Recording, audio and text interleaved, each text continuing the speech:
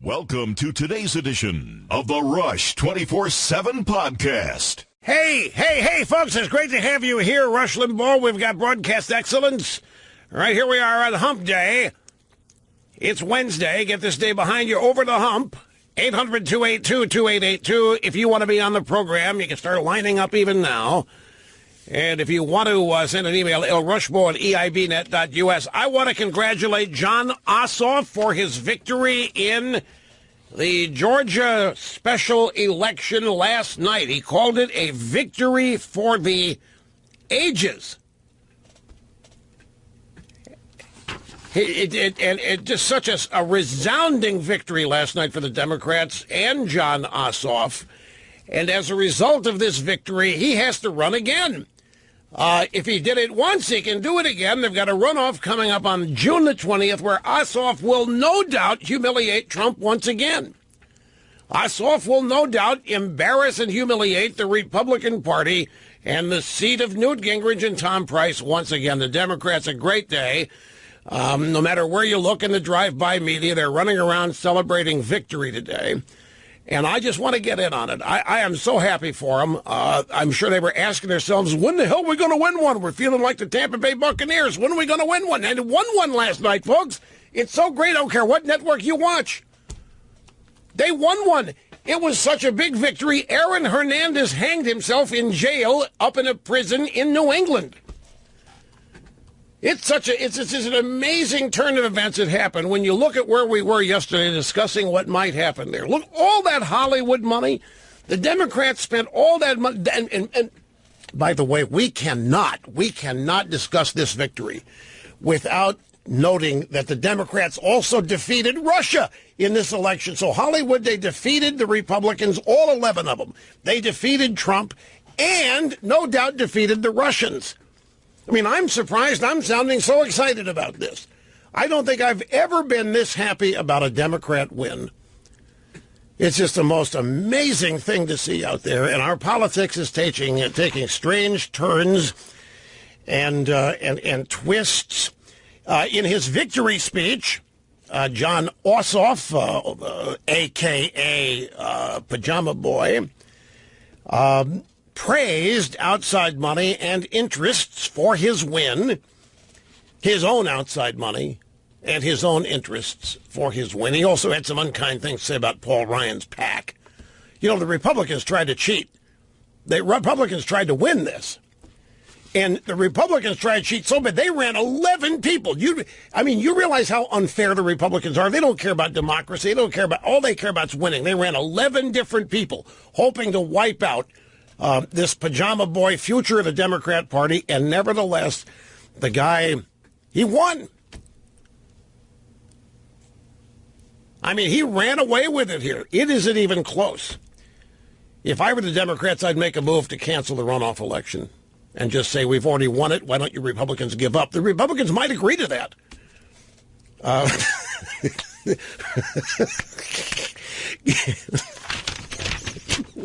Given the way things seem to be going. No, I'm just reflecting what I'm seeing in the media. I mean, let's go to the audio soundbites. Grab soundbite number one. I have a montage. Drive-by media celebrating the victory of Pajama Boy Jon Ossoff yesterday. A wake-up call for Republicans in a deep red state. Georgia Democrat Jon Ossoff coming within just a couple of percentage points of an outright victory. Stop the tape and rewind to see outright victory. He won, folks. It was a victory. He won. Okay, just a couple of points away from an outright win. See how this happens here. Now that you know how to listen to this, by the way, that's the lovely and gracious, oops, can't say that, sexist. That's the info babe, Allison Camerata. Well, you're not supposed to comment on women's appearance. You can't do it. If they don't look pretty, you can make mention of it because that makes them sad victims. But if they're pretty, you can't talk about it. Well, Infobabe is sort of a patented comment now. I mean, the Infobabes even like being called Infobabes. They might publicly tell you they don't, but they privately do. But if a woman is attractive, you don't dare say it. Makes you sexist, misogynist, any number of things. Unattractive women, hey, notice it and promote them. I mean, it's all about victims and overcoming bias. Anyway, Allison Camerata, Infobabe, leads the montage, and here it is again. A wake-up call for Republicans in a deep red state. Georgia Democrat Jon Ossoff coming within just a couple of percentage points of an outright victory. A wake-up call for Republicans and a near miss for Democrats, just missing the 50% mark to win outright. It's not over, though. He's going to compete in a runoff election in June against the distant second-place finisher. The race is seen by many as a referendum on President Trump. Stop the tape. Stop the... See, Trump lost last night. It's a referendum on Trump, just like, do you remember? And if you don't, we're going to remind you. You remember the general election where the drive-bys were saying Hillary was going to upset Trump in Georgia? You remember this? The drive-bys were saying the same thing about Hillary in Georgia as they were saying here about pencil neck pajama boy. Hillary was going to upset Trump in Georgia. Hillary was going to win a deep red conservative state, remember, just like this guy. Except the difference is this guy did win and Hillary lost.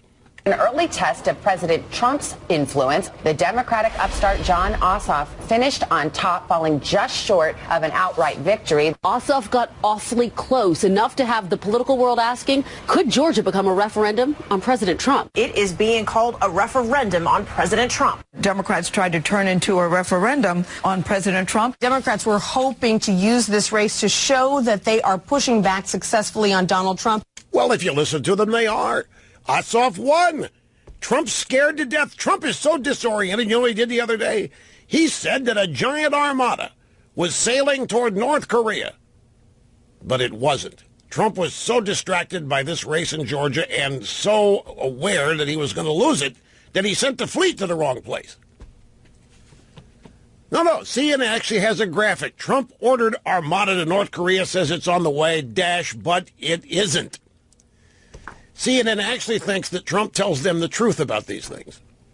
They don't understand Trump yet at all. Here's Ossoff from his victory speech last night at Ossoff Pajama Boy campaign headquarters. There is no doubt that this is already a victory for the ages. We have defied the odds.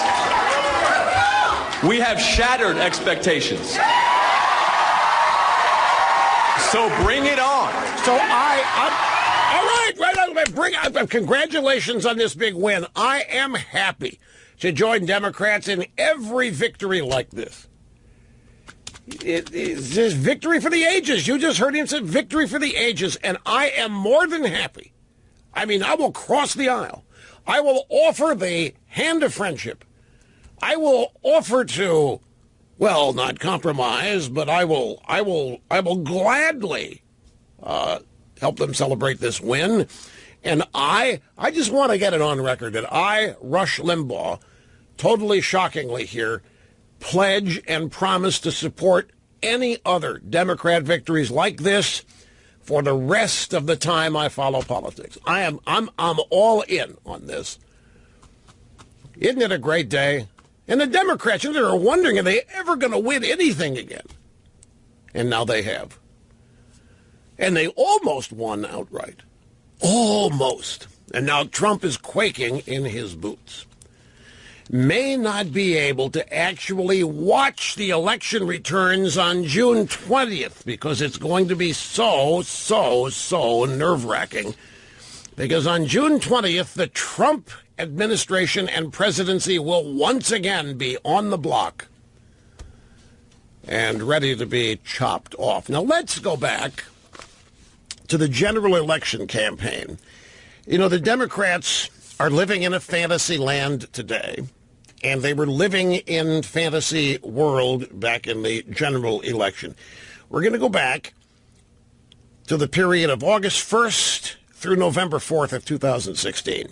And we have a montage of drive-by media types and bloggers and analysts and pundits and commentators who were salivating over what they said was a likely possibility that Hillary Clinton would win Georgia and upset everything in the process. Georgia. It hasn't voted Democratic in 24 years, but is giving Hillary Clinton reason to hope this year. Utah, Georgia, and Arizona, once reliably Republican and essential for a Trump victory, are now all up in the air as well. A Donald Trump implosion could put Georgia back in play. It's entirely possible. The last time the state went blue was in 1992 for Bill Clinton. Hillary Clinton is hoping to pull out a win in a state that has voted for a Republican presidential candidate since 1996. Hillary Clinton is closing the gap in Georgia. This is a win that is possible. Georgia really is in play. If there was a state that was going to swing that favored her, a traditionally red state, you got to look at the African-American vote. Georgia, which ought to be in Donald Trump's category, he's struggling. Strange that we're even saying the phrase battleground Georgia shows the race a statistical tie. I think we have a real shot in Georgia. That was Fast Eddie Rendell there, bringing up the tail end on that montage. You see, again, between August 1st and November 4th, 2016, the drive-bys were in fantasy land on Georgia then for Hillary. Except they were unable to say that she won it, like Ossoff won last night. And here is how that sounded. Election night, Trump easily won Georgia. But the drive... Oh, by the way, did you follow the results last night? I did. You know, the New York Times had a live results page, and it happened again. There was an hour and a half where no returns came in, and it happened when Ossoff was at 50.8% of the vote, and then it stopped. He started out way high because they counted his precincts first, and his percentage kept dropping and dropping. When it got to 50.8, except for one little bitty update, an hour and a half went by again before there were any updates. It's a single district in Georgia. Single district. And about an hour into it, local Atlanta media reported a rare error in one of the election cards, which meant that they were going to have to redo things manually. And then shortly after that, the truth was seen, and Ossoff was down to 48.8. So they were, I guarantee you, in that hour and a half, they were looking for votes. They knew what was headed. You could look at the commentary of the New York Times page. They knew that it was going to come up short. They were hoping it gets to. But same thing that happens an hour and a half during the general election returns at election night where nothing was reported. And it was the same thing last night. I mean, these things repeat. And you notice them. So let's go to election night last November. Remember, we had weeks of hype from the drive-by media that Hillary Rodham Clinton, the next president, the first female president, who could not tell a single soul why she wanted to be president other than she wanted to be first, and she's always seen herself as royalty. She's always seen herself since she was at Wellesley as being owed the presidency. And so that was her basis for running. They had her all poised and ready to snap Georgia from the Republican camp. For 3 weeks they hyped it, but then election night came. And CNN now projects that Donald Trump will carry the state of Georgia with its 16 electoral votes. Donald Trump wins Georgia. Donald Trump carries that important state. Georgia, 16 electoral votes. They are going to go to Donald Trump as well. The map continues to get smaller and smaller and smaller. Lead for Donald Trump gets bigger and bigger. We're making that projection now. NBC News projects that Donald Trump wins the state of Georgia. This has gone on a lot longer than many imagined it would, but 16 electoral votes, Trump wins Georgia. Donald Trump has won the state of Georgia. It has gone red. It did take a long time to get there, but she did not flip it. In the state of Georgia, CBS News projects that Donald Trump is the winner. Another battleground state falls. In the state of Georgia, one of the earliest to close, one of the latest to be called, Donald Trump, the projected victor there, 16 electoral votes. A lot of talk that the Democrats would be able to convert that. As you see our chart, it is a continued march of Republican red sweeping the American South. But that's okay. All of that's okay because that now has been erased and mitigated because John Ossoff, with a Victory for the ages. Last night in the 6th District of Georgia. Once again, congratulations to Mr. Ossoff, Samuel L. Jackson, the Hollywood left, all of you who donated a sum total of $8 million to this absolutely stunning, once-in-a-lifetime victory for the ages. Happy to join you in your happiness today and wish you many, many more like this. Yes, sir, Bob, my friends, it's a good times for John Ossoff and the Democrat Party with a victory for the ages last night in the election, the Georgia 6th District, the special election. Now, in his victory for the ages speech last night, Ossoff blamed outside money and interests, outside money and outside interest for his loss. You know how much outside money opposed Ossoff last night? Something like $2 million. You know how much outside money supported Ossoff last night? Close to $10 million. He had $8 million spent, more than eight. He had an $8 million spending advantage on his behalf, primarily from Hollywood and some Democrat groups. The outside money that Ossoff referring to from the RNC and a PAC with connections of Paul Ryan was about $2 million. They spent the money on ads, and they spent the money on get out the vote workers to counter the between $8 and $10 million that Ossoff had. But really, folks, how dare the Republican Party interfere in an election like this? Haven't they learned what happened to Russians for interfering in the election for Trump? So now the Republican, Ossoff, in his victory for the ages speech, essentially has accused the Republican Party of outside interference in trying to win this election. Local elections, special elections like this should be the exclusive reserve of the Democrat Party and their Hollywood benefactors and whoever else makes up the Democrat glitterati. How dare the Republic? How dare they contest that? That constitutes interference. I mean, you listen to the media leading up to the election. This was a slam dunk. It was a referendum on Trump. And Ossoff was going to run away with it. He was going to maybe marry the girlfriend of 12 years, but regardless, she's going to graduate med school. They're going to move back to the district, and it was going to be a fairy tale, and Trump was going to be practically rendered invisible. And then the Republicans had the audacity to interfere in this election by running 11 candidates. And when the Republicans do stuff like that, folks, that's what really ticks off the Democrats. When the Republicans actually try to win the same seats that Democrats feel entitled to, well, that's when the Democrats, and that's when the media, that's when the deep state, that's when they get really mad. Because this is indicative of the fact the Republicans don't know their place. They're supposed to sit there and be non-factors and non-entities, and whenever the Democrats say they want something, the Democrats are supposed to get it. But the Republicans didn't play ball. They actually interfered in an election.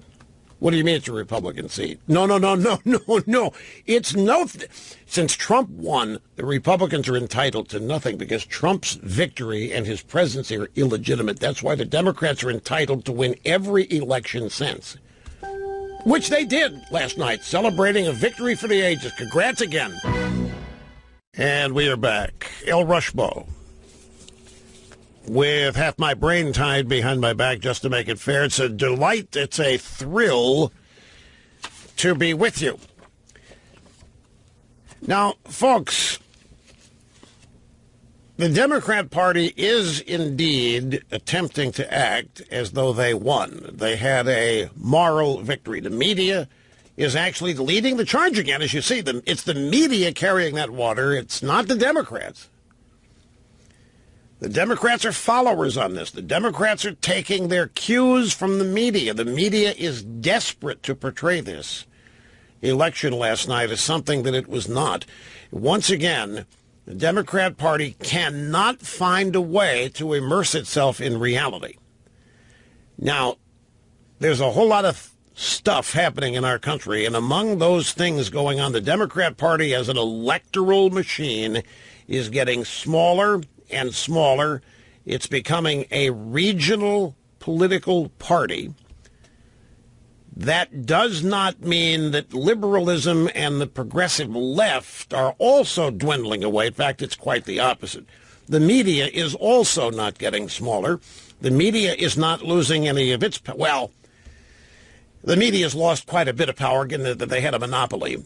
But the terrible fortunes of the Democrat Party are not proportionately shared by the media. The media is losing ad revenue. The media is losing viewers. The media, but it's nowhere near the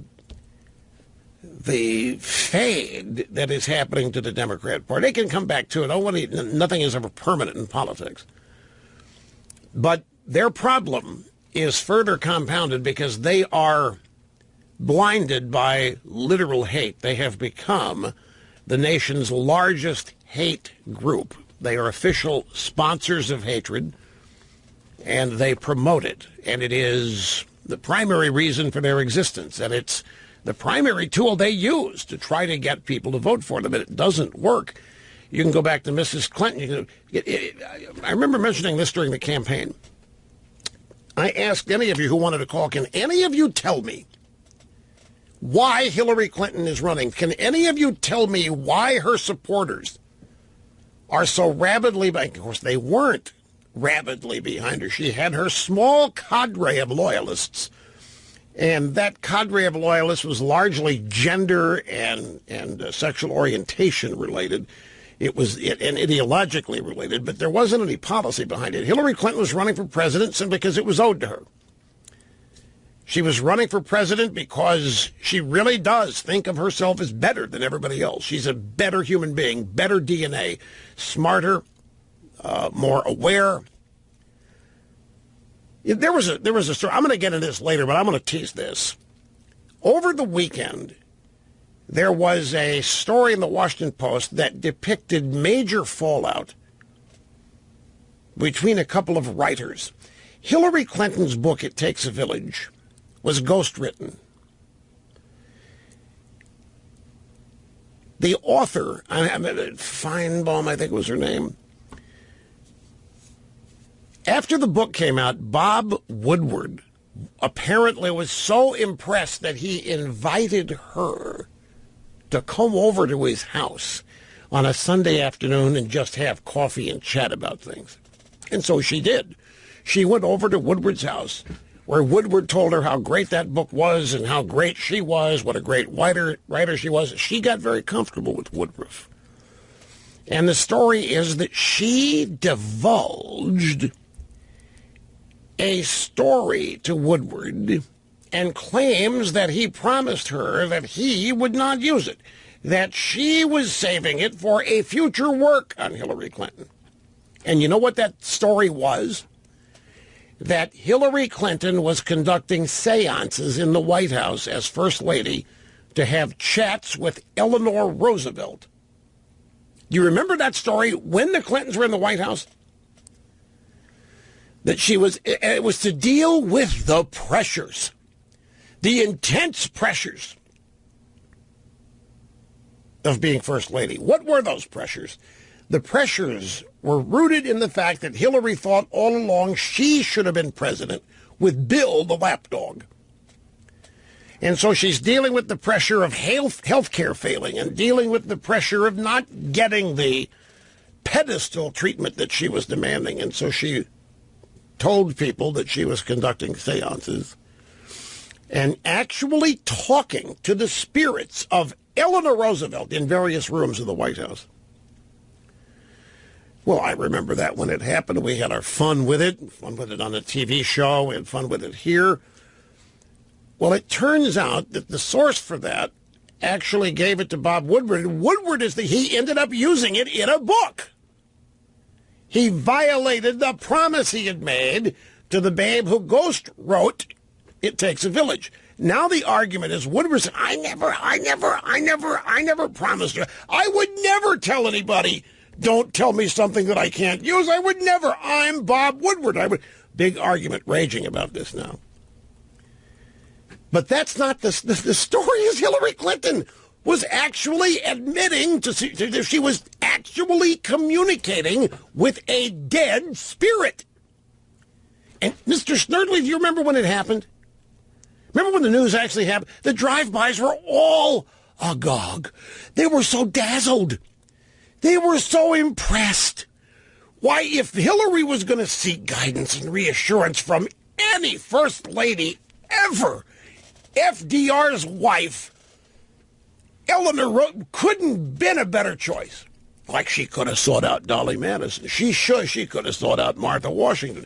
She could have sought out Abraham Lincoln. She could have tried to get hold of any number of deceased first lady, but she zeroed in on Eleanor Roosevelt. And I remember the media just thinking this was great and it was cool. We look back on it now, and we have an idea of who this woman has been all of these years. And so you go back to this campaign in 2016, she was not... Nobody could give a reason why she was running other than it was her turn, other than what she was owed, other than the Democrat National Committee owed her twice. It was supposed to be hers in 2008, and then Barack Hussein came along and stole it. So they promised her it would be 2016, and they're going to rig the primary so that anybody that rose up against her will be screwed. That did happen to crazy, and she still lost. Now, you look at what happened in Georgia yesterday. You look at all of they're talking about the money that the Democrats spent on Pajama Boy. That's not even the half of it. Look at the free multiple millions in advertising via news coverage that the guy got. And look at this, by the same token, look at all the derision and negative coverage all of the Republicans and Trump got. That didn't cost the Democrats anything. You want to talk about outside interference, which this guy's claiming Ryan got involved with outside money, even though this guy spent $8 million of outside money more than Ryan did.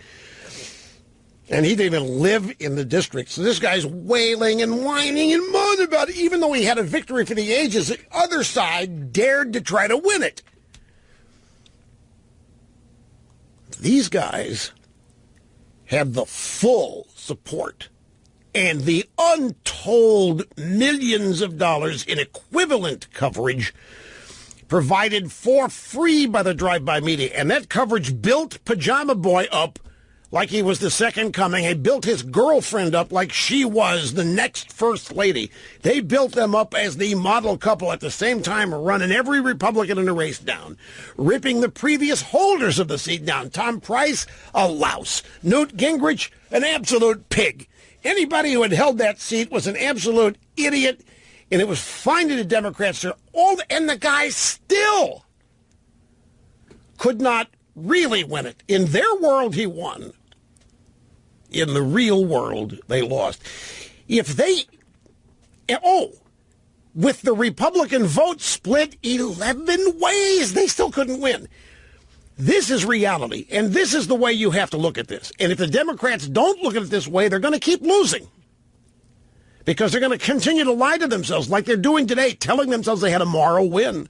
That they got ever so close, and they're going to win the runoff. Oh, yeah, you can't wait for the runoff June 20th because we're going to smoke them, and we're going to cream Trump, and we're going to claim the country back, and we're going to convince everybody Trump's presidency is illegitimate, and we're going to delegitimize everything that's happened since November. And they really sit here and believe it, and they refuse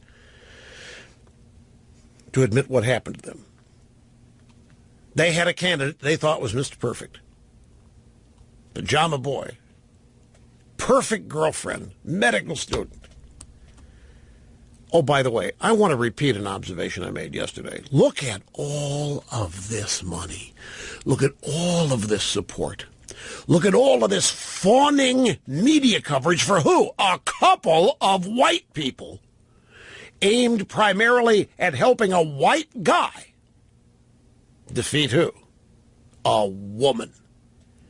Well, where is all this talk about empowering women? The Democratic National Committee, the Democrat Party, and its willing aides, allies, sought to destroy yet another woman in politics, the Republican women running for this race. Nobody talks about the hypocrisy of this. If they couldn't get 50% of the vote, with 11 or 12 Republicans, an $8 million advantage in spending, and all of Hollywood's influence, Samuel L. Jackson and, whatever B-listers they brought in there, all the free local media that no doubt was in favor of the Democrat.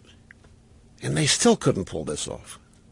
And yet they're out there claiming moral victory. They're out there claiming, they came so close. Trump's scared to death. They think Trump's sitting there and he's barely able to get out of bed today. It was so razor close race, and Trump knows his days are numbered. Once they win this in June, Trump may as well resign and pack it because it's over. That's what they're telling themselves. They had a bad candidate who was hyped and fueled beyond any realistic human experience and ability. He was aided and abetted by outside money from people who have no idea what that district is.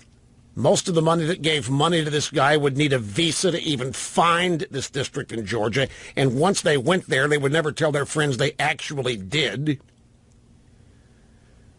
Because Georgia's in the South, and that's where those Beauregard types live with the guns and the babies, the pro-life. They went in there to help the guy. They'd have to sneak out under cover of darkness so that none of their friends ever knew that they were there. It's the Hillary campaign all over again in microcosm.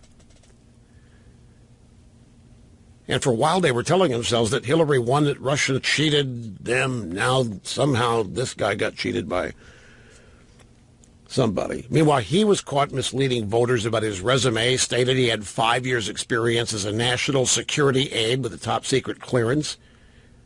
He had clearance for 5 months. The guy it was built up beyond any possibility of meeting these expectations. That's why I say, my friends, I will continue to support the Democrats and victory after victory of this type for as long as they want. Would you like to hear the real truth of what happened in this election last night? Do you think you can handle the real truth? Particularly you Democrats and leftists and progressives in the audience. And I know you're there, and you know you're there, and you know who you are, as do I. And I know you're there. Do you want to hear the real truth about what happened? Do you want to hear how big the win for the Republicans really was last night? Even after dumping $8.3 million into the race, and the Republicans dividing their vote 11 ways, the Democrats still couldn't pull Pajama Boy across the finish line to avoid the runoff. And do you know that there's this nonsense. Democrats didn't even win a majority of the overall vote. He did not win the popular vote.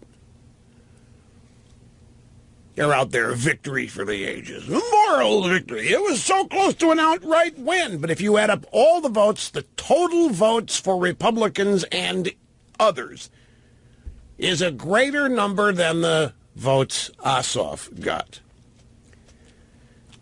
Ossoff, the other Democrat candidates, got 94,087 votes. The Republicans, 97,997 votes. About 4,000 votes more than Ossoff. There is no way Ossoff won diddly squat last night. And today, just mere moment, as you know, the New England Patriots are visiting the White House today to be honored for their Super Bowl victory.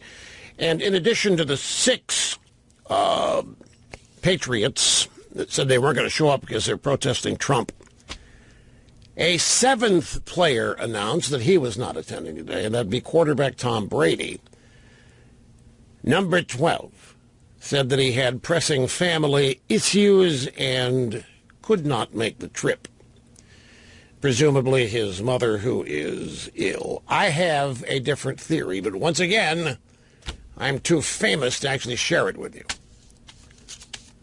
Well, it is kind of limiting because I get myself in trouble when I tell you what's really going, because I can't keep it between you and me. Everybody hears it, and the people I'm talking about, and they get mad at me, deny it when I know it's not. But he's not there. But Rob Gronkowski was. Number 87, the star tight end for the Patriots. And during Sean Spicer's press briefing, there was an interruption.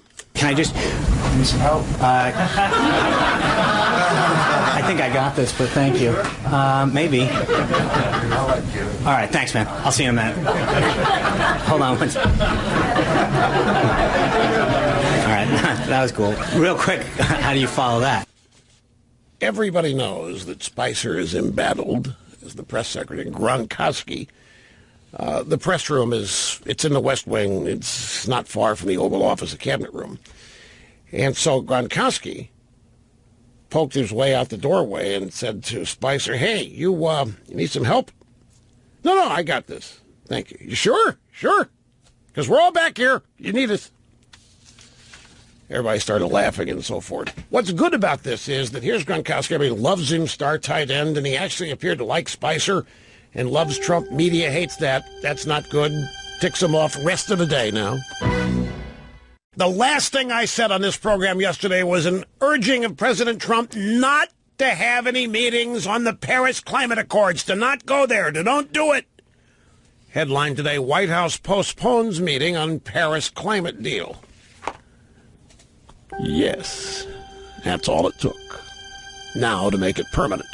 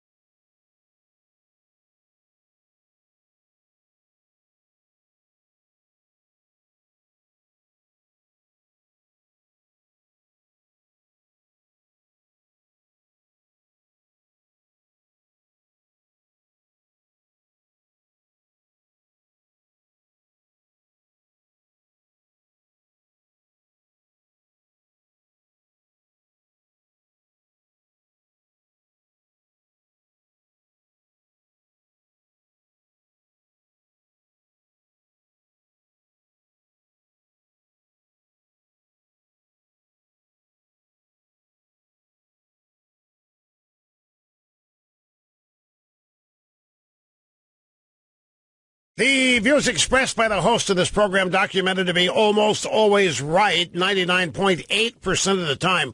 Folks, I tell you, I'm thinking of canceling my arrangement with the Sullivan Group. I mean, how much closer can I really get? Why should I keep paying to have these opinion audits done?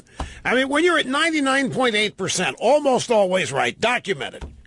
I mean, nobody's perfect. The only place I could literally go is 99.9, and then people wouldn't believe that.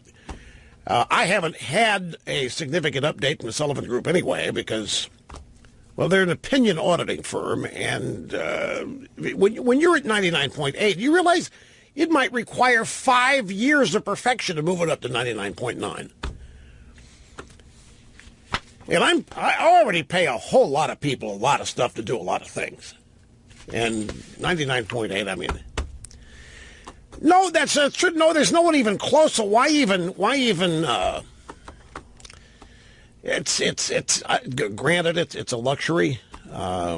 So I'm just divulging this. I haven't even discussed this with the Sullivan Group. They may be in panic right now, hearing about this, or will soon be when they hear of it. Well, actually, if they audit the opinions of others, it'd probably be much easier for them because most everybody else is wrong quite a lot, which is not a difficult calculation to make. I mean, you're wrong, but if you're delicately right as I am, and geniusly so, it takes a lot of research to demonstrate it. At any rate, it is what it is, and we all have our burdens. And I, my friends, try never to share mine with you. 800-282-2882. If you want to be on the program, the email address lrushbo@eibnet.us. What do you think the top story on CNN at the beginning of the hour today, at 1 o'clock, just 7 minutes ago? What do you think the top story was on CNN? Why wouldn't you think it's the election in Georgia? I mean, the Democrats won. Why? You think they might want to get rid of that? Well, what they're talking about, the Starter Blitzer show, Russian bombers spotted off Alaska for the second time in 24 hours.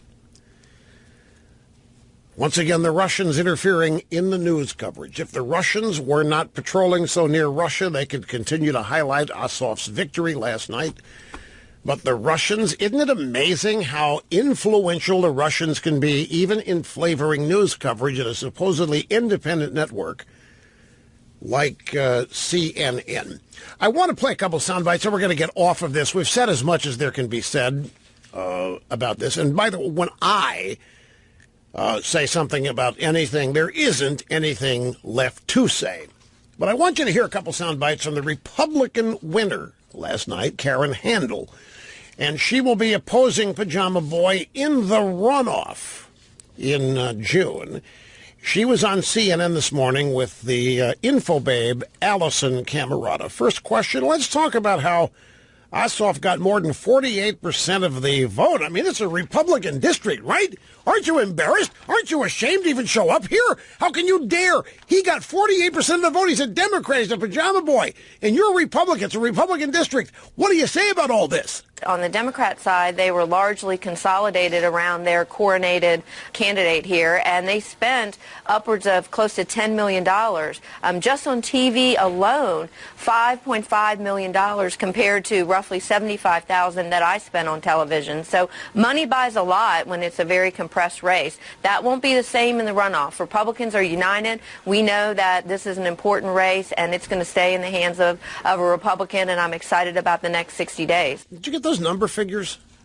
She spent $75,000. She's the leading Republican vote getter. She's just under 20% of the vote in an 11-way field.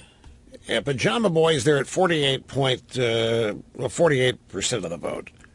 And Pajama Boy spent $10 million, or he had $10 million spent on his behalf.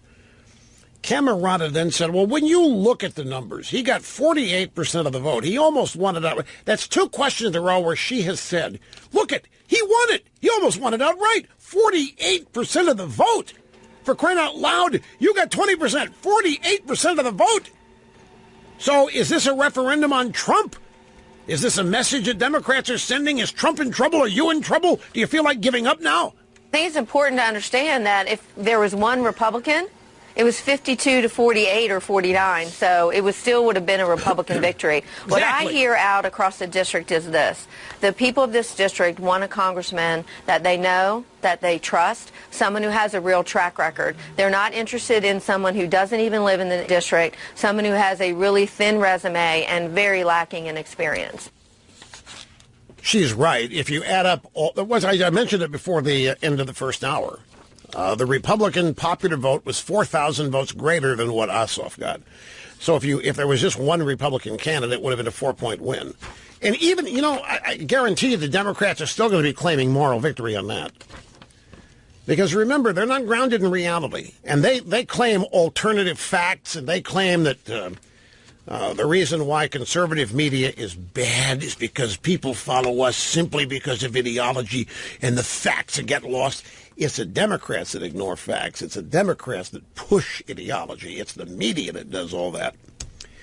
So they took their lumps again. They got shellacked again. Because the bottom line is there are no moral victories here. There is no power sharing. Ossoff doesn't get to go to Washington 48% of the time. It's another loss.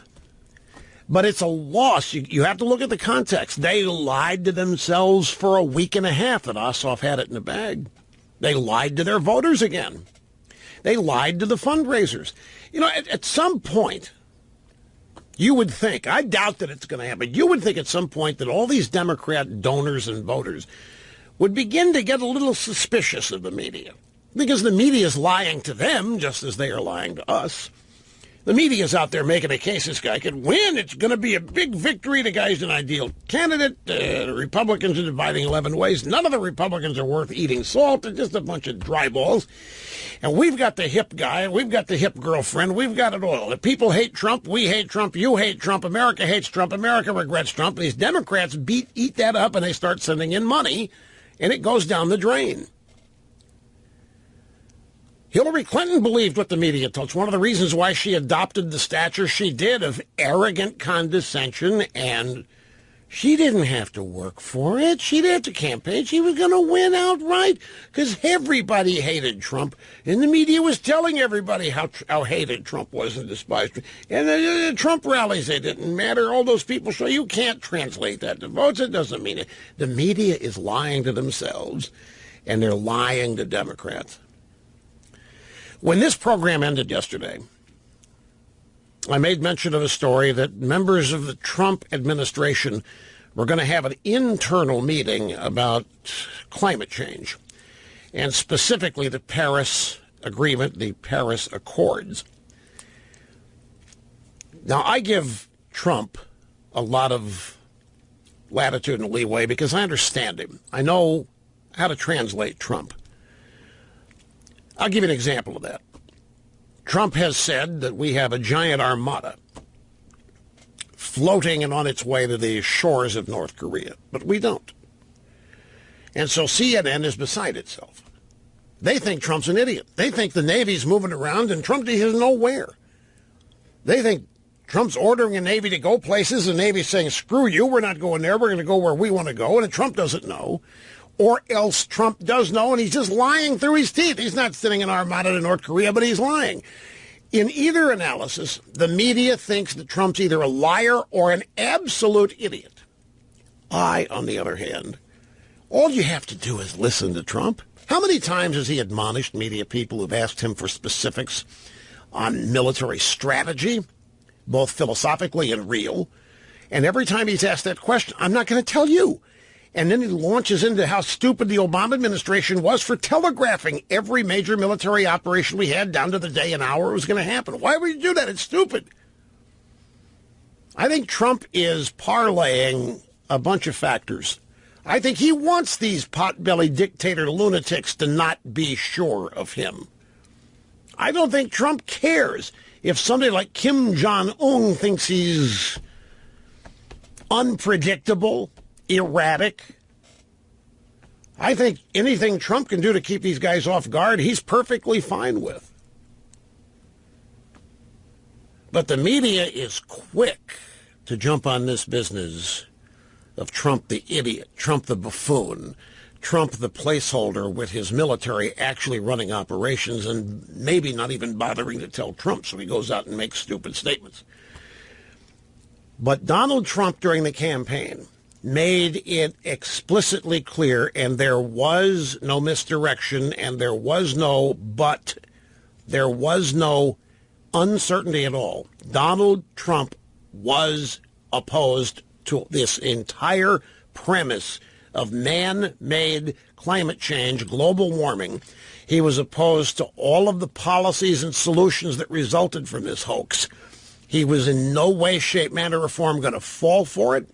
He suckered the New York Times into maybe thinking he was changing his mind, but he never was getting close. He went to an editorial board meeting, and he had a little pinch. Arthur Schultzberger thinking that Trump was on the verge of changing his mind, but he wasn't. And then that story hit yesterday that aides and officials in the administration were having a meeting to figure out and plot strategy, policy for dealing with the Paris Accords. And I practically shouted at the end of this program, no, Mr. President, do not do it. Don't go there. Do not do this. This was a steady, rock-solid campaign promise. And you know why I'm opposed to global warming, this whole man-made climate change hoax, because that issue contains practically every absurd anti-freedom idea the progressive left has. In one issue, if they were to prevail with this at the top levels of government and be able to enforce all this insane, ludicrous stuff that they believe about this, it would be second only to the power they would have over people via health insurance and health care. So when I saw that story, I got a little nervous because I know that there are people in the Trump cabinet that are all for this climate change stuff. The people in business that are for this man-made climate change theory are not in it because of the ideology. It's just like the insurance companies did not sign on to Obamacare because they believe that government should run everything. They signed on because of the specifics that Obama gave them. Part of Obamacare was that every American was going to be required by law to buy their product. How do you not support that? If you're the insurance companies, you got stockholders. But they didn't buy into it because they believe the ideology. It's the same thing with this climate change stuff. It's because they've figured out a way to make profit after profit after profit in business if a lot of people are operating under the premise that we're destroying the planet. It's one of the things that's upset me about the evolution of politics for a long time, because it was not that long ago that it was a truism that successful private sector business people were not eager to work with government. They thought government would get in their way. Government was regulations. Government was obstacles. They wanted no part of it. But once the idea of cronyism crept in, and if you as a CEO could get tight with a president and his administration and your competitors couldn't, well, you could use that leverage to do great damage to your competitors without ever having to innovate and be even better than they are. And we saw that, that was in full force in the Obama years. And that's what I'm afraid this climate change thing is. It involves cronyism, and it does not represent... Now, there are some people in business that are all in on this, and they're insane. But they really believe this nonsense. But the vast majority of business people involved in it, like Tillerson. Tillerson, here he is in all business. And the primary focus of the climate change people is to put the all business out of business. And yet there's Tillerson. with a couple public statements that he's made over the course of recent years, claiming that it's a major problem that we have to pay attention to. We've got to get to the bottom of it. We need to listen to what science is saying. And it's all smoke and mirrors. He has to say it for political PR purposes. Or at least he thinks it'd be wise to. Well, the good news is that the White House scrapped the meeting yesterday, the meeting to decide whether they would withdraw from the Paris climate change agreement.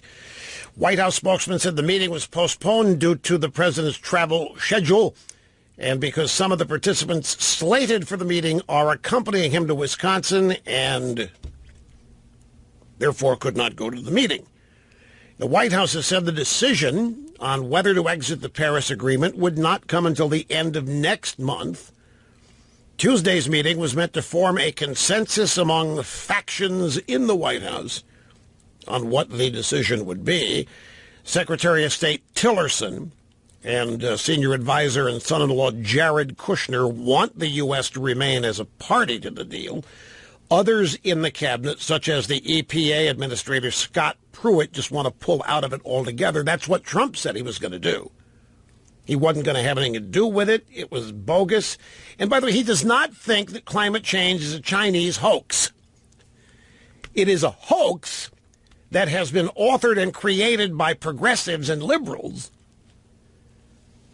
but it doesn't have a central origin such as in China. So Trump's going to have it. If his Secretary of State thinks we have to do it, Trump has to listen to that. Jared Kushner, I mean, I don't know about Tillerson's politics, but Jared, obviously, from the left side of the aisle, and those people, it's not even science with them. It's just it's almost like a religious belief, almost like we owe it to the earth, and the contradictions are so rampant. You can find them all over the place. It's claim that climate change is destroying the planet. Look at California, the hypocrisy and for example, in the drought. There was a 4-year drought, and the Democrats said, that's it. There's never going to be an end to the drought because the drought is the result of climate change, and climate change is getting worse and worse. So the drought is never going to end. And yet, we had a 3-week rainstorm that wiped out a 4-year drought. And so they blame climate change for that. What they believe doesn't stand up to any logical common sense. Quick timeout. Back after this. Don't go away. I want to squeeze in a call here. We haven't been to the phones yet. It's about time. We'll go to Dimitri in Houston. Dimitri, great to have you here, sir. How are you doing? Hey, long time. I'm glad to be on the phone with you. We have to go back in the beginning of your conversation talking about that win for the ages, quote, unquote. And a lot of people forget that in 2010 and 2012, there was a tremendous loss that the Democratic Party experienced in the state levels. And I wanted to particularly mention the election in North Carolina, which elected a Republican governor and broke like a 3-decade record in 2012. And a bunch of congressional seats. At one point, the Republican Party held more than 30 governorships. And Mike Pence was elected in 2012 again. So the media never mentioned any win for the ages or historical win. You know how they carry a sentence. And this is exactly Dimitri, and I love that name, by the way. I love getting calls from guys named Dimitri. No, he's exactly right. When I bring this up, I have brought it up so often, Dimitri, I get caustic emails from people telling me, we know, move on, we've heard it. And the reason they get mad is that they don't see the Republicans winning even with all these Democrat losses. I understand the anger. I'll explain it in detail. I got to take a break here in a minute. But he's exactly right. The Democrats, with all their hope here in one election, which even had they won, in reality, it would not have meant anything. It would have meant everything in terms of a meme they make up. But the truth is they're losing everywhere now. I almost interrupted Dimitri and told him, don't say this because it's just going to make some people in the audience mad. Well, look, let me review this. Just do it one more time. I know it's going to make some of you mad, but you got to remember there that there are new listeners here each and every day on this program. Our audience is expanding by leaps and bounds, and it's reaching. You got to figure a whole bunch of new young demographics, folks. I mean, the original audience to this program is 30 years older than they were when they began listening, and yet this audience is as large, if not larger, than ever. And so there's a beaucoup number of new people coming. Now, look, since 2010. In the midterms, the Democrat Party has been losing elections all over this country. Congressional elections, gubernatorial elections, mayor elections. If you add all of those up, they're down over 1,200 seats since 2008, including in the House. They've lost the Senate, they've lost the House, they've lost the White House now. They only have 5 states. Now, this is profound, folks. They only have 5 states where the governorship and the control of the state legislature are in their hands. Out of 50 states, or 57 if you're an Obamaite, that's a dramatic loss. And if you look at the Democrat Party and where it's winning elections on a color-coded continental United States map, it's the coasts, and not all the coast. It's New York, it's Seattle, it's San Francisco, Los Angeles, Miami, Boston. You have Chicago in the interior. You got Seattle up there. And strangely, quite a large block in, I think it's either Mississippi or Alabama, I'm not sure which. Outside the folks, in terms of the square mileage of the country, now admittedly, the population does not spread evenly out over the square mileage, but I mean they are just their electoral numbers are plunging. I made a mistake when I said they're losing everywhere. They're not. They're winning in New York and they're winning in San Francisco and the whole state of California. But my point with this is that they're utter denial about it. Total utter denial. But his point was the media is not reporting this. If I haven't told you, you don't know about it. If you haven't heard me say it here, you don't know how deep these losses are. Because the media just are not talking about it. At the same time, the media are not heralding all of these once-in-a-lifetime victories. But the way to put this in perspective, the Democrat Party today has never, that's not the correct way to put it. You have to go back to the 1920s to find a period in American history where the Democrats had this little electoral power. Now, the reason people get mad at me when I point this out is that they think that I am focusing on something that doesn't matter. Because there's no sign of this. If you turn on the media every day, and I'll acknowledge this, if you turn on the media every day, you'd swear that the Republican Party practically doesn't exist. Whenever they do win an election, it's because the Russians or somebody's cheating.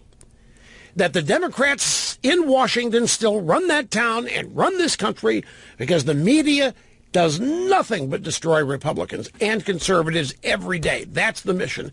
At the same time, they build up and promote liberal Democrats. And so the people get mad at me, say, you're missing the point. You're giving people false hope. Because even though the Democrats are losing elections, they're not losing power. Now, to the extent that the Democrat is losing power, the media is not. This is why I have changed my calculus on who's actually running the left. And that's why I now say the Democrats are an arm of the media. But that's why people get mad. Now, one more comment about this special election in Georgia. And I'm going to this is the real message to take away from it, folks. Because I see it, the Democrats are a predictable and known problem in Washington. The Democrats in the Senate, the Democrats in the House are a known problem, and they are known centers of opposition. That's not a surprise. There's nothing in any way shocking about that. I think that with this victory last night, and it's a Republican victory last night because this means the Republicans are going to win, keep that seat. And in the electoral sense, it's another Democrat loss. What this is highlighting to me is that Trump's real opposition is not really from the Democrats. Because by themselves, the Democrats can't stop Trump, except in some specific instances in the Senate. Right now, Donald Trump's presidency is one of executive orders.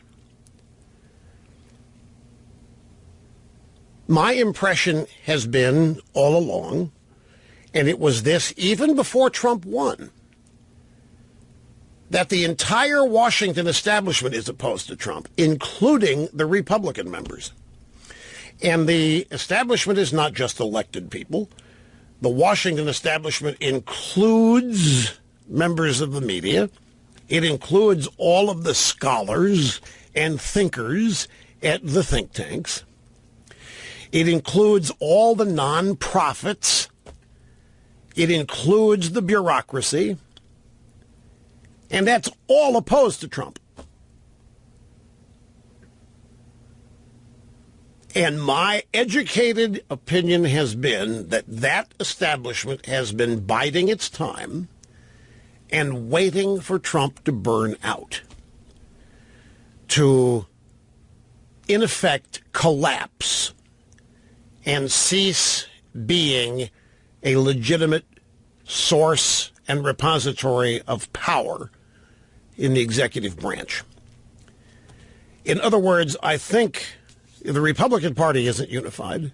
You certainly have some Republicans in the House who are all in for Trump, but you have some who aren't. And you have some who would really prefer, along with the Democrats and the think tanks and the media, that very little, if any, of Trump's agenda get advanced. They don't want a wall. They don't want they don't want Trump immigration reform. They don't want Trump's version of protectionism, Trump's, as they call it. They don't like this populism, nationalism stuff. They prefer the globalism. They don't want anything Trump's talking about. They would prefer that Trump bomb out. The last thing they want, and I'm talking about the establishment types, and this would include never Trumpers in the media, never Trumpers in the Republican Party. The last thing they want is for elements of Trump's agenda to actually become statutory. By that I mean enacted into law via legislation. How many of you are frustrated with what happened on the repeal and replace Obamacare and all this minutia and all the talk about the details? Oh, you can't repeal it unless we replace it, and we can't come. And now tax reform. Now even the White House saying, well, I don't think we're going to be able to get to that till August. They're collecting record revenues. The deficit is still expanding, as is the national debt. I think at some point the Republicans are going to have to wake up, or at least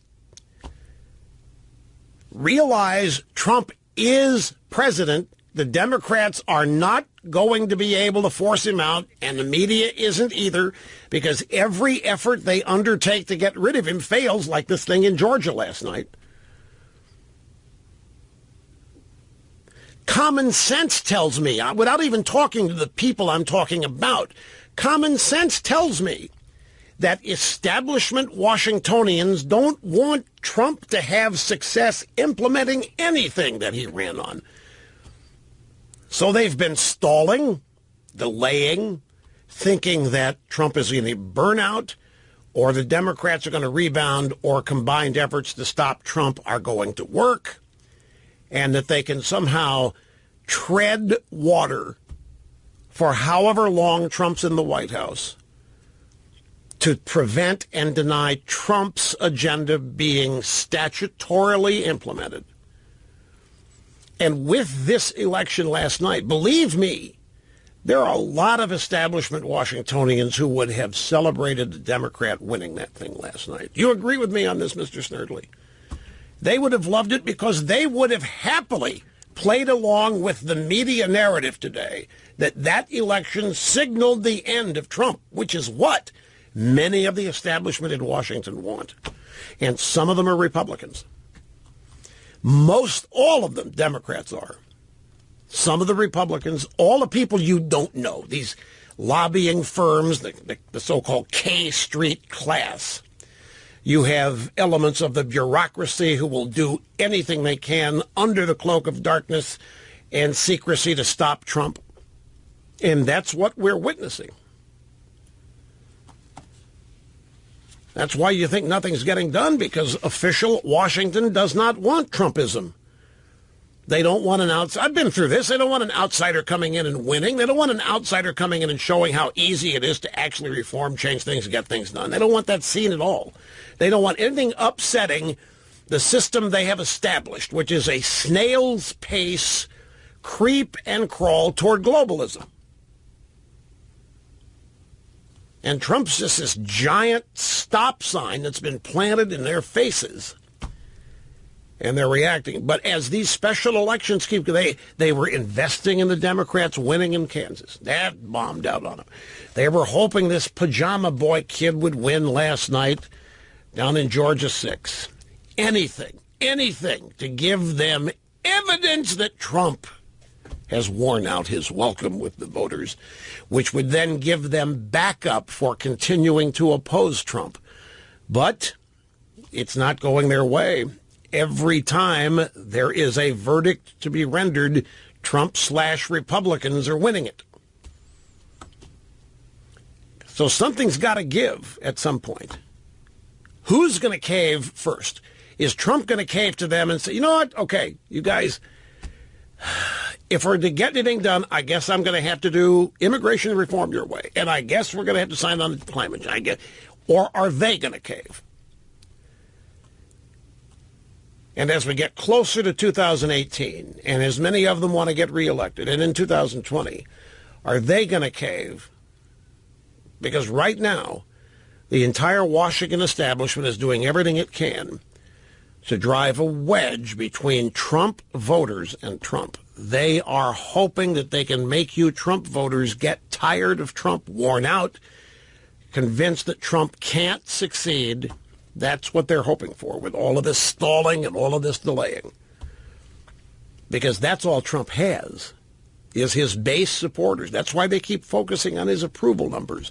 And as they keep increasing, that makes them angrier. When Trump's approval numbers are plummeting, they love that because that gives them confidence they can separate you Trump voters from Trump. And if they do that, in their minds, Trump's finished because Trump doesn't have any support anywhere else. He didn't have a media faction backing him, Fox News. He doesn't have the mainstream media. He doesn't have think tanks. He doesn't have a support base other than the people who voted for him. And if they can chip away at that, and that's exactly what they're doing. They want you blaming Trump for tax reform not getting. They want you blaming Trump for health care not getting. They want you to see that it doesn't matter. A president can't do diddly squat on his own, not even the all-powerful Trump. That's what, and that's the real takeaway from this election last night, how official Washington is disappointed, as the Democrats are, because it's not going their way in slowing down Trump. Back after this. Don't go away. Half my brain tied behind my back. As always, in the interests of fairness. Kennesaw, Georgia next. Here's Kim. Great to have you. Glad you waited. Welcome to the EIB Network. Hi. Hi. I'm so excited to finally get to talk to you, Rush. I appreciate your patience, Kim. I really do. I know you've been holding for a while, and I thank you so much. Yeah, I work in the 6th Congressional District, but I live in reality. And the reality is that for weeks preceding this election down here, they have been saying that the best Jon Ossoff could do was get into a runoff. And the majority of the voters voted Republican. Just as in the presidential election, the majority of people and the majority of states voted for Trump. So I don't understand how come the Democrats and the press just can't face or admit any bit of reality. Well, they can't afford to. They're never in reality anyway. liberalism, progressivism is a constant illusion and delusion, and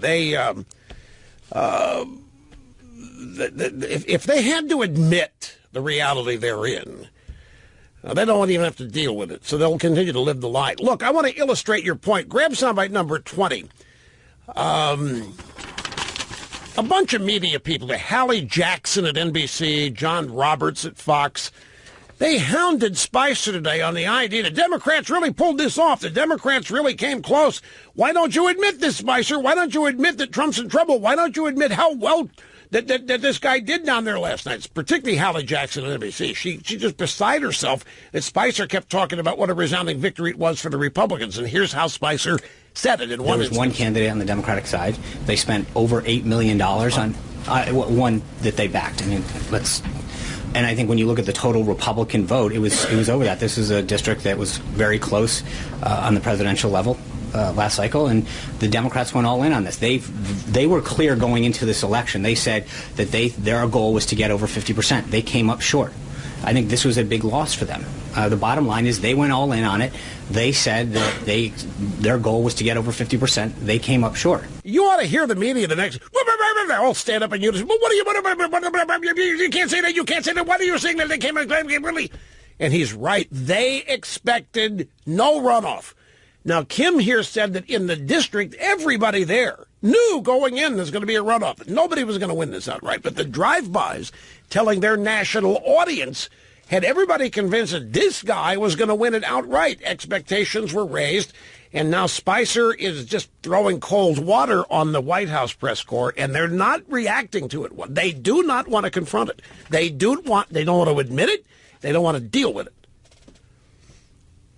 This continues. It presents a great opportunity for the Republicans that I don't think they're capitalizing on, because fastest 3 hours in media, where we all have lots of fun, more fun in some cases than a human being should be allowed to have.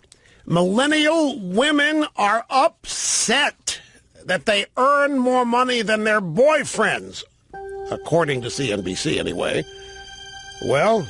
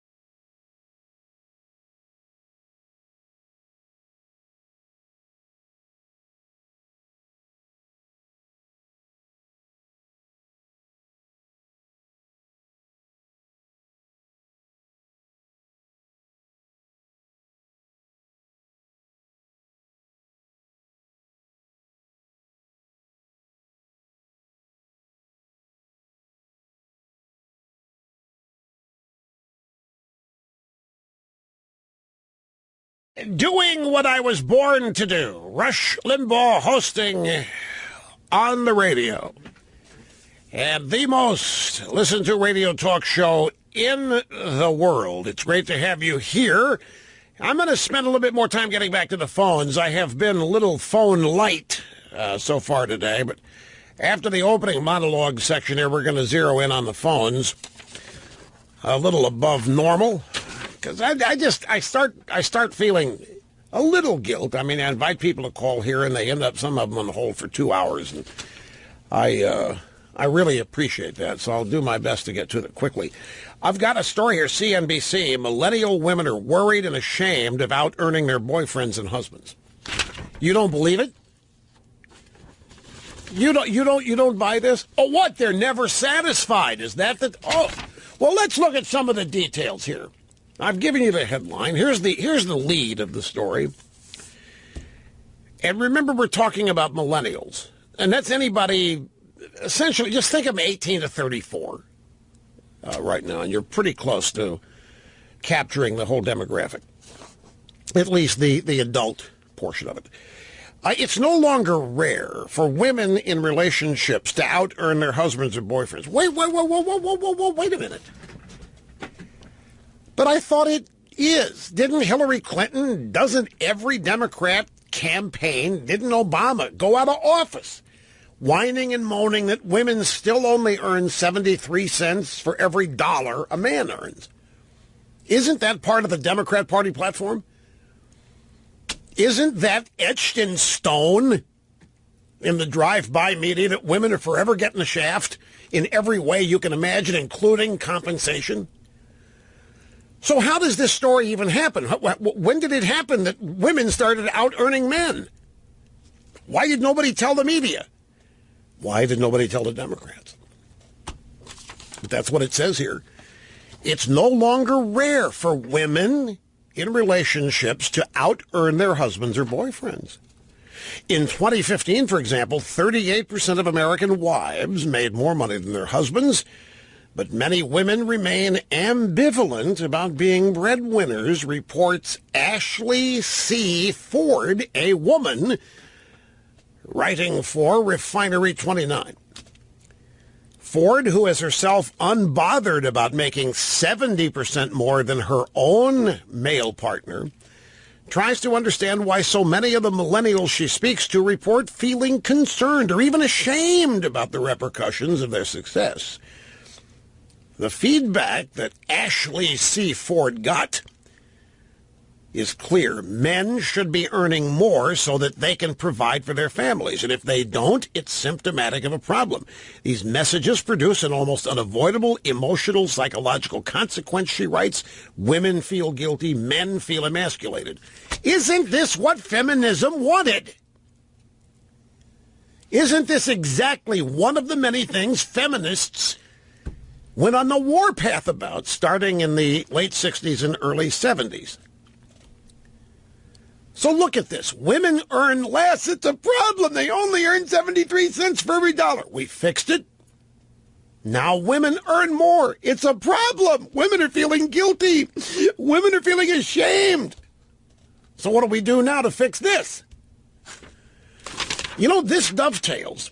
We've had a couple stories in the last 2 weeks about millennial women wishing they could be housewives, wishing they didn't have to work, preferring to be at home and be mothers and raise the kids. They don't want to have babies and then have to keep working. And I think those stories are inseparable from this. If you are a millennial woman and you want to stay home, your hubby had better be doing okay.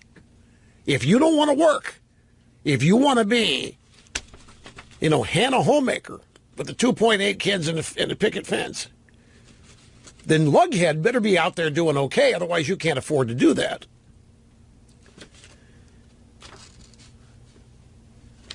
Now, I don't want to cause any unnecessary angst out there, but I want to remind everybody that I predicted this very thing years ago.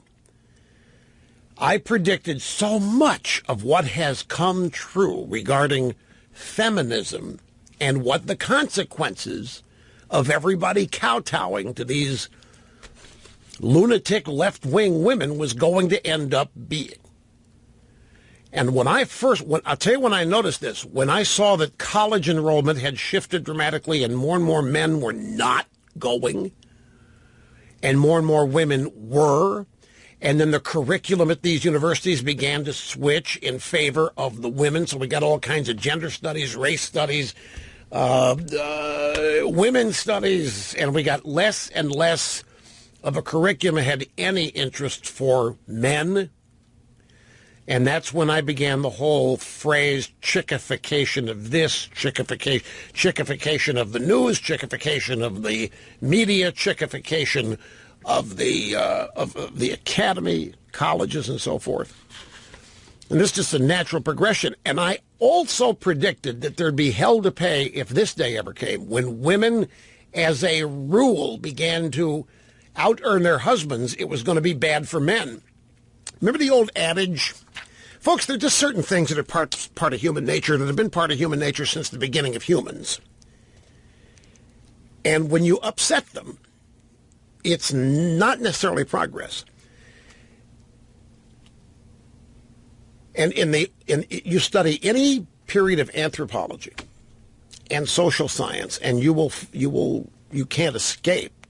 You might want to ignore it, and you might want to say you wish it weren't true. But you go back to the Butt Sisters era of the Paleontologic effort, and you have the hunter-gatherers, and you've got the nurturers, and this kind of thing. And it really is upsetting the apple cart, because it's reversing roles. And now when you reverse roles, people have to start playing roles, and they have to start pretending to be what they think is expected of them. The amount of money, according to this, the amount of money that a wife or a woman earns more than her husband is not a factor. The amount is not relevant. Whether the wife earns a little bit more or a lot more doesn't matter. Just the fact that she earns more makes her think less of her husband. And that's what this boils down to. No matter how much you don't want to hear it, no matter how much you want to think we've progressed way beyond this, there are just certain things that feminism and liberalism cannot really change. And one of those things is natural-born human nature. I would submit to you that much of feminism, in fact, was founded because of the anger a bunch of women had with human nature, and were trying to overturn it. Some of the women that Ashley Ford here, shrug off the issue. A few wish their partners earned more, but wouldn't want them to take unfulfilling jobs. Others, like her, wish instead the culture would catch up with the idea that it doesn't matter who brings home the bacon as long as the family has food. But, of course, that's not realistic. Have you heard the old saw about how men define themselves versus how women define themselves? And the answer to this is not acceptable in modern day America. The truthful answer to that, the truthful answer to both those questions is not acceptable. Because the answer flies in the face of liberalism, progressivism, feminism, or what have you. But what's happening here is happening on both sides. Let's just take this survey and this story. Millennial women worried, ashamed of out-earning their boyfriends and husbands. Well, what this story doesn't tell you is what those boyfriends and husbands feel or think at the same time. Why would a woman be ashamed or feel worried about earning more money than her boyfriend or husband? And why, and what are the feelings of the men in these examples? How does one of these husbands or boyfriends who knowingly earns less than his girlfriend or wife, what is his self-image? What is his self-esteem? Now, in truth, the enlightened would say this shouldn't matter at all. A couple is in it as a couple. and you pool everything that comes in, and it's the gross amount that matters. It doesn't matter who's contributing to it. And that's what everybody should focus on. And if it provides financial comfort for the family, then that's all that matters here. But that ignores basic human nature. Anyway, I'm not going to take it any farther than this because there's nothing to gain by doing so. Much of this is self-explanatory anyway. The bottom line here is, how many of you ever expect to see a story like this? We do. Every campaign, we hear about how there's still so much discrimination against women. And, women's studies are like race studies. They can never solve it. And women's studies have to be based on the fact that women are discriminated against. Women are victims of who? Predatory men. Mean-spirited, predatory men. All these imaginary rapists on college campus that these women and these reporters make up. The Duke lacrosse case, all these other, the University of Virginia. So if you're one of these women that out-earns your husband or boyfriend, and the news every day is how you're such a victim, and women are such victims, and men are these predators, and men are mean-spirited, and men are keeping women down, and men are denying women the opportunity, and here you must feel like quite the exception. You must feel like you're quite abnormal. I don't know. I'm doing so much better than other people. I don't feel comfortable. Oh, my God. And what's unstated here is these feelings that are reported here as shame and worry, shame to themselves, I don't think that's what it is at all. I don't think these women are ashamed of themselves. I don't think. They may be worried, but they're not ashamed of themselves. They are worried that the fact they earn more is not going to be good for their husbands or boyfriends' egos, self-esteem, or what have you. And they don't want to have to mother their boyfriend. They don't want to have to mother their husbands. In fact, they want it the other way around. At another time, this wouldn't have even mattered, but there's been so much focus brought to this by virtue of feminism, and women are victims, and men are the predators. So I thought it was just fascinating, because I don't think anybody would believe this story based on what the news, at least once every campaign is, about how unfairly women are still treated. The Secretary of Homeland Security is a man named John Kelly. And he had words yesterday. He challenged members of Congress who are critical of the Trump administration's aggressive approach to immigration enforcement. ICE, under the direction of Secretary Kelly, is really stepping it up. They are deporting. They are rounding up. Jeff Sessions has gone to the wall and said, this border is closed. You are not welcome here.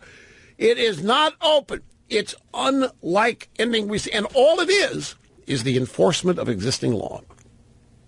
That is the only thing that's happening. The only thing different from 8 years of Obama, and in fact different from some years from Bush, is that existing law is being enforced. That's all it is. You would think that we have a bunch of power-mad people in the Trump administration implementing their own law and just randomly choosing to pick people to kick out of the country and not let them in. That's what Kelly was saying to Congress.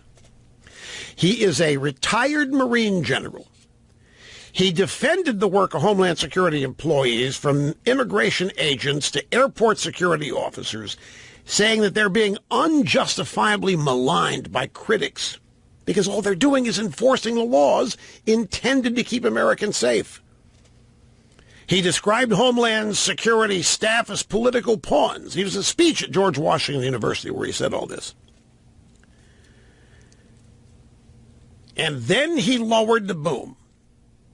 He said the public and public officials should err on the side of assuming that the agency's employees are acting within the law. And for members of Congress who don't like the law, Kelly said they should have the courage and skill to change the law or shut up. If you're not going to change the law, shut up and stop undermining what we're doing. If you don't like what we're doing, change the law, you weasels. He didn't say weasels. I threw it in there. But that is his point. My agents are out there on the front lines. They are finally enforcing the law. Under the direction of the president, the attorney general, we are enforcing the law on immigration. There's nothing new out there. If you don't like it, change the law. This is what has been missing all of these years. Sanctuary cities being allowed to get away with violating the law. Federal law not being enforced. In Arizona, the governor there, Jan Brewer, implementing Arizona law that is a copy of federal immigration laws, and the Obama administration filing suit against them, claiming you can't do this in Arizona because immigration is a national, it's a federal responsibility.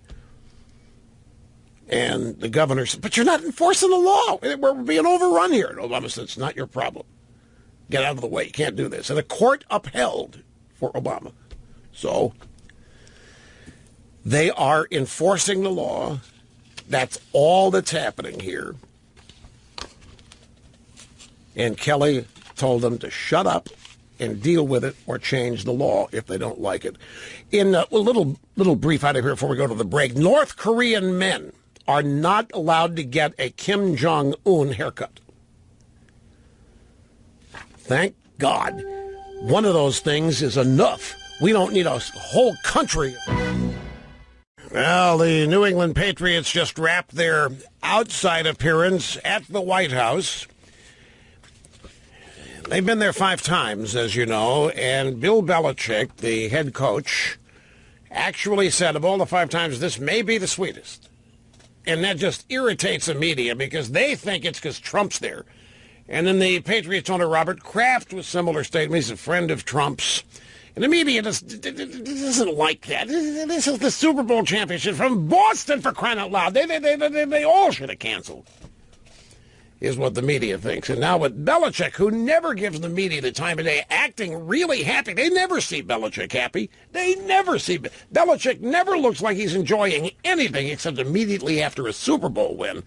Regular season win, it's nothing. Doesn't count till we get to the Super Bowl. But after Super Bowl win, he's happy. Today he was happy. Made presentations of a jersey to Trump and a helmet to Trump. The media was just, don't doubt me on this, seething. They were hoping one player, just one player, would stand up and make some kind of protest out of this.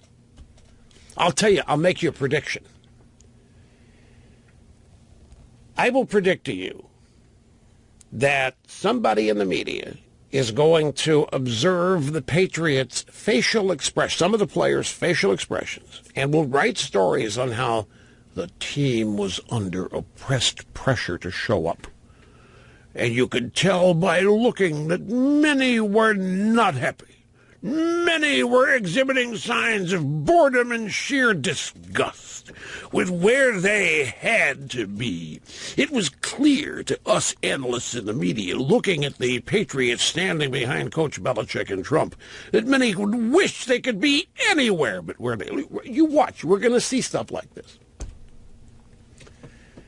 It won't be long. And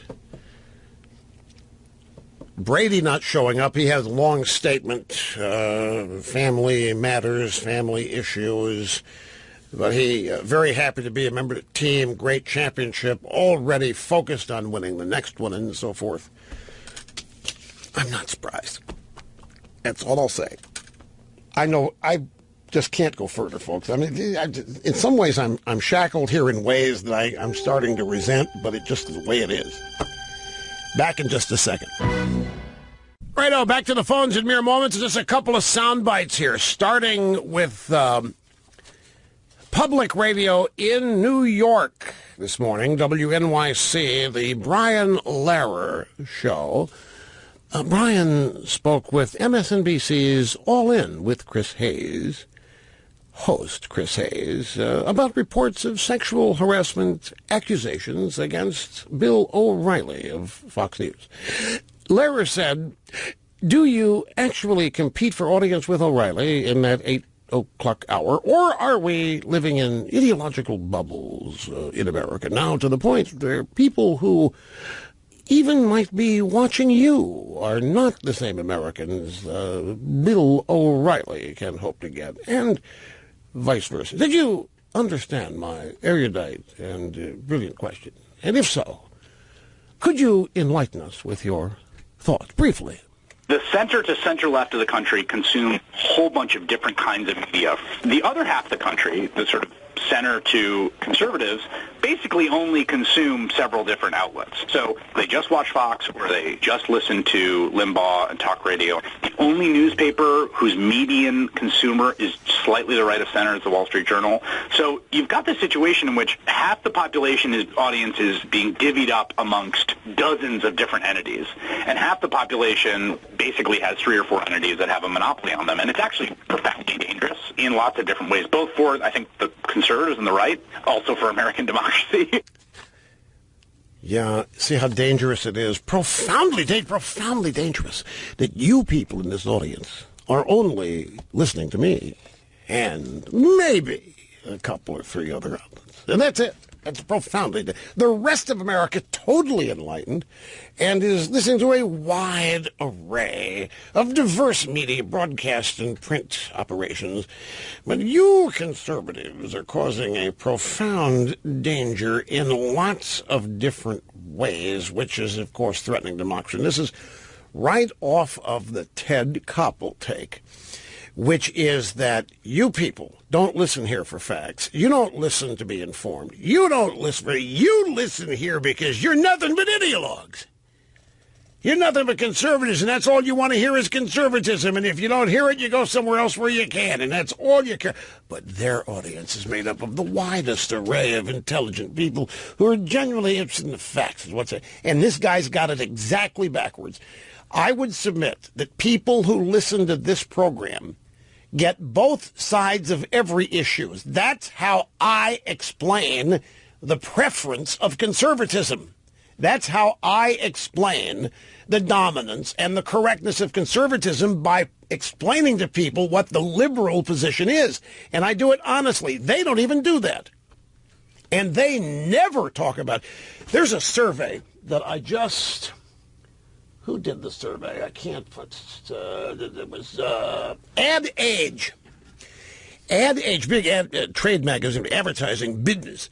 And they went out there and they surveyed groups of people to ask them, how often do you see yourself reflected in commercials and primetime TV shows? Conservative women, #1, saying we never see ourselves reflected. Homosexuals, lesbians, transgenders, liberal women, they're all over the place. They see themselves everywhere and all the time. Conservative women never see themselves reflected. And that is exactly right. Conservatism is not explained on MSNBC, where Chris Hayes works. Conservatism is not even treated with respect or even acknowledged as existing, other than an infirmity and an inanity. This guy's got it exactly backwards, and there's a reason why they have no audience. They're the ideologues. They're the tunnel-visioned ones. They're the ones with no wide array of subject matter.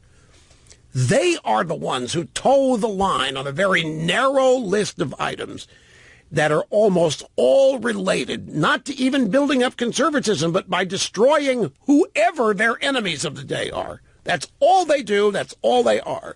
And there are not facts. They claim the facts, and they claim that they have a common set of facts, and if everybody would use those facts, the country would be much better. They're all propaganda.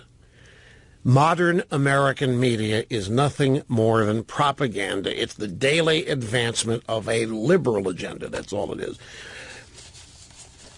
But you see, even they just listen to Limbaugh, and that's dangerous for democracy. Very, very bad. And then there's this.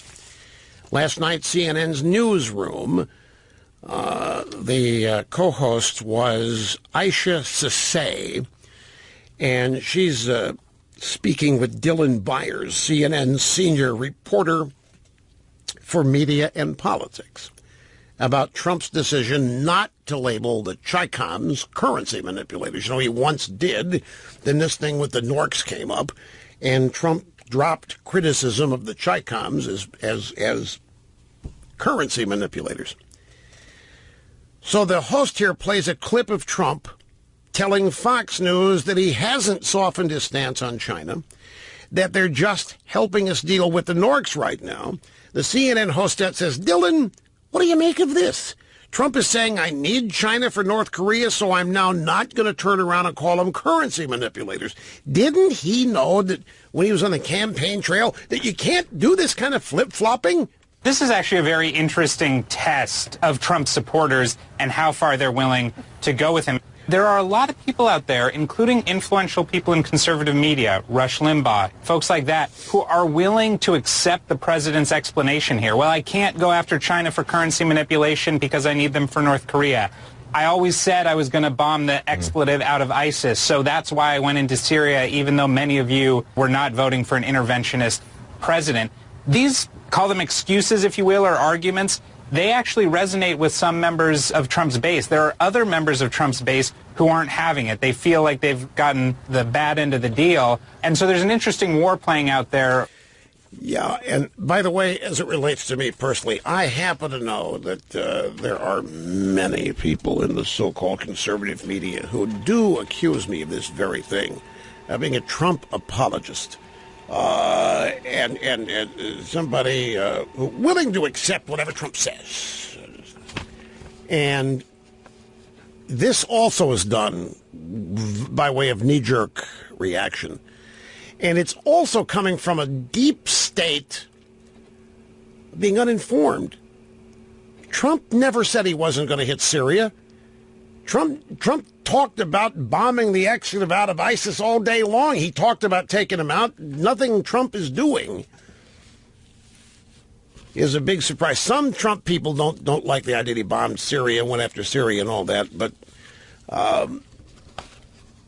I think what they miss about Trump is, well, I know they do. They think he's so stupid and so inexperienced that they do not even consider that Trump's public statements that may be at variance with each other from day to day could well be strategic. You remember, you may not, I'm going to remind you that one of the presidential debates, Trump went on a riff of really ripping Obama and Hillary for telegraphing in advance when they were going to hit ISIS one day, when they were going to hit this enemy. And so, why in the world would you do it? It makes no sense. It's stupid. This is the kind of stupid leadership we've got. If you're going to have a major military assault, you don't tell them when. You don't promise them when you're coming so they get ready for it. You surprise them with it. And Martha Raddatz blew her mind. Martha Raddatz was exasperated because first Trump was attacking Obama. That's a no-no. And she said, don't you understand psyops? Don't you understand psychological operation? Don't you understand Obama could have been lying about it? Don't you understand? You're just so small-minded you don't understand. Psychological ops. Trump's engaging in that very thing, and there's no way they can even consider it. It doesn't even strike them. Anyway, I can take a break here, and then we'll come back, zero in on the phones here on the EIB network. Do not go away. Fox News has made it official. It's been obvious and unofficial for a couple days, but now official with a memo from Rupert Murdoch that Bill O'Reilly is out at Fox and will not be returning even for a goodbye broadcast to the Factor audience. And so the drive-bys are going to be feasting all over this. So get ready for it. And as usual, what's really going on here is, well, we'll see if it's uncovered. In the meantime, Joe in Festus, Missouri, it's great to have you here. Glad you called. How you doing, sir? Liberal greetings from a graduate of Mark Scully University of Cape Girardeau, and I'm a Vietnam veteran. And I wanted to weigh in on what happened with this so-called victory for the Democrats last night. Yeah. I'm not impressed with it at all. And the reason is I started checking where this money was coming from for him.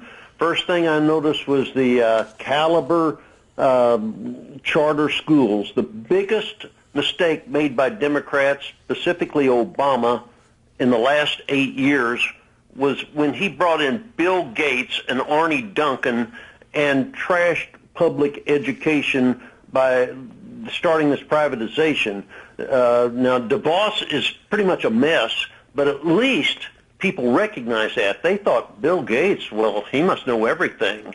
And so that's my viewpoint as a liberal from Missouri. And I need to ask you to clarify something for you. You think that charter schools are bad, and that Obama signing on to them with Bill Gates and Arnie Duncan was what it angered Democrats, like a sellout of public education and the teachers' unions? What was bad about it from your a lot of the nasty secret to the billionaires is that our teachers in the classrooms are very good people that are doing a good job for the most part. In the public schools, problems. You mean in the public schools? Are a source, usually for Democrats, not completely, of course, but usually for Democrats, teachers are a source of energy and organization and, getting out the vote, raising the vote totals. Instead of 62% or 59% turnout, you get a larger turnout, and they stand for things that help families. And so I think that was the biggest mistake, bringing in Arnie Duncan and Bill Gates. The charter schools are bad for two reasons. One, the good ones, and there are some good ones, do a lot of cherry picking and don't carry their fair share of the more difficult students. A lot of them are just very bad schools that are dumping grounds that use Teach for America and very not experienced teachers that are likely to not cost them much and be gone within 2 or 3 years. So when they invest in the charter schools, both financially and ideologically, they're selling out the public schools and all to get out the vote efforts that teachers engage in. They're underselling the teachers and this kind of thing. And you think they've had a lasting effect in this election last night? Oh, I think it's been the most dominant thing, mistake that the Democrats have made in the last 8 years. Are you a teacher? I thank you and your guy that made the point about how much we've lost in legislatures. They don't just affect national elections. These charter schools are buying people every which way. Wow, this is a fascinating theory. I wish I'd have had a chance to get to your call sooner today, because you're the first guy I have ever heard say that the Democrats' root problem here, or one of them, is the sellout of public education in favor of charter schools by bringing in Bill Gates, who I thought was into mosquito nets, and Arnie Duncan. So, well, look, I appreciate the call. Joe, think about giving Mr. Snerdley your number. Maybe on an open line Friday, I'll call you back when I have more time, because I'm really curious about you. You sound serious, and I'd like to drill down deeper and unpack this a little bit more with you if you ever have the time and chance. Thanks for the call. Man, this week has gone by so fast, I feel like tomorrow's Friday, but it's not. Tomorrow's Thursday, the open line Friday Eve. And I have a stack here of things today that I didn't get to the Seton Motley piece that I intended to, which I'm going to do. It's about where the real media capital is today and what media's real objective is. Fascinating theory. Breitbart News, low Congress approval ratings weighing heavily on Republicans. I'm sure it is. They're stymied here over Trump. They don't know what to do. It's all related to establishment Washington's conundrum over how to deal with Trump and how long he's going to survive. More on that. We see you tomorrow.